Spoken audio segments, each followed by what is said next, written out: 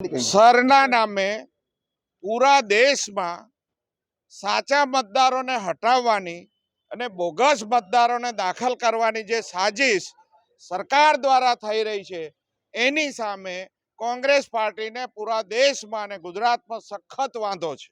BLO એક ચૂંટણી પંચના અધિકારી છે, ગ્રાસરૂટ લેવલના।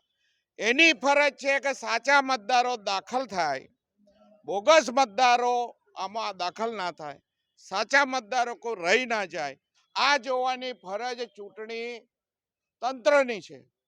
BLA બ્લોક લેવલ ચૂંટણી એજન્ટ એ રાજકીય માણસ છે, બધી પાર્ટીના હોઈ શકે અને રાજકીય માણસનું કામ ચૂંટણીમાં મતદાર સાચો છે કે ખોટો છે એ નક્કી કરવાનું એને નથી, કારણ આ એક ષડયંત્ર છે। ષડયંત્રના ભાગરૂપે BLAને દાખલ કરીને આખું ચૂંટણી પંચની પવિત્રતાને ઝાંખા લગાવવાની કામ આ સરકારે કર્યું છે અને એની સામે કોંગ્રેસ પાર્ટીને સખત વાંધો છે। એ તમામ વાંધાઓની તારીખ તમામ રેકોગ્નાઇઝ પોલિટિકલ પાર્ટી XYZ એમને આપવાની હોય છે।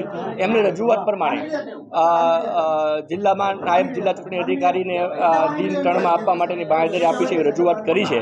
આજે હું મારી વડી કચેરીમાં પરામર્શ કરી અને એ પ્રમાણે જો આજે છેલ્લો દિવસ હશે, હું પરામર્શ કરી લઉં છું, તો આ તમામ યાદીઓ અમારી પાસે ઓલમોસ્ટ ઓફલાઈન ડેટા એન્ટ્રી તૈયાર થઈ ગઈ છે, ઓનલાઈન ડેટા એન્ટ્રી ચાલુ છે।